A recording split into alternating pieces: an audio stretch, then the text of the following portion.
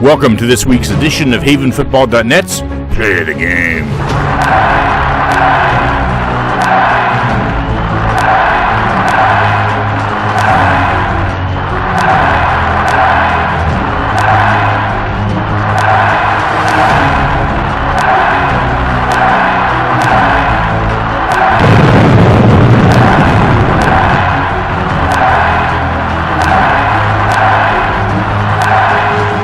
Play of the Game is brought to you by the Swarthmorean Weekly Newspaper, true local coverage of Swarthmore, Wallingford, and surrounding neighborhoods, published since 1893.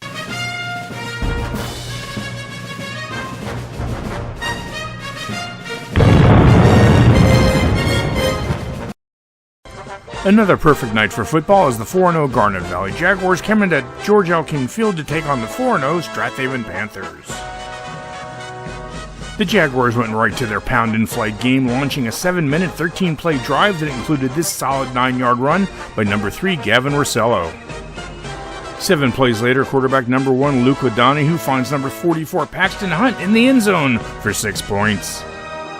The Jags draw first blood, 7-0, which brings us to tonight's first Play of the Game.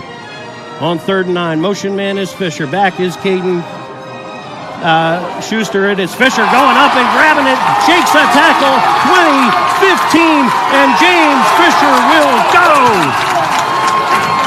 go! We're all tied up, 7-7. The Panther D was awesome all night long as O'Donoghue keeps the ball, but number 81 Jackie Curtis and number 56 Nick Faribault block the hole and take him down for only a 1-yard gain.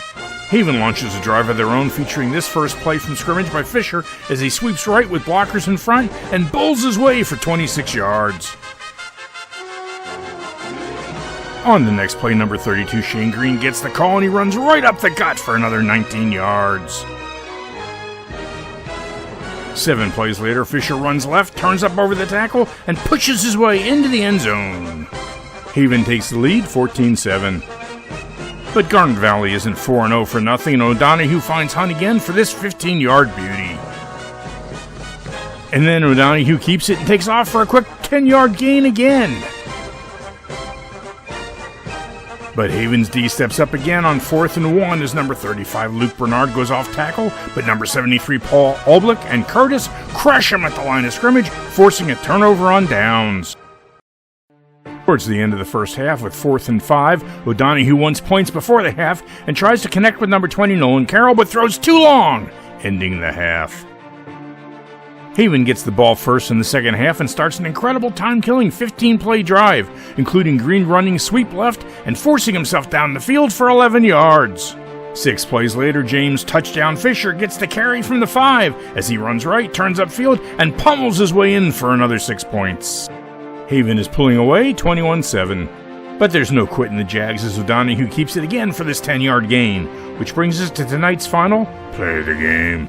Big play here for Garnet. They need a first down here, or it could be over.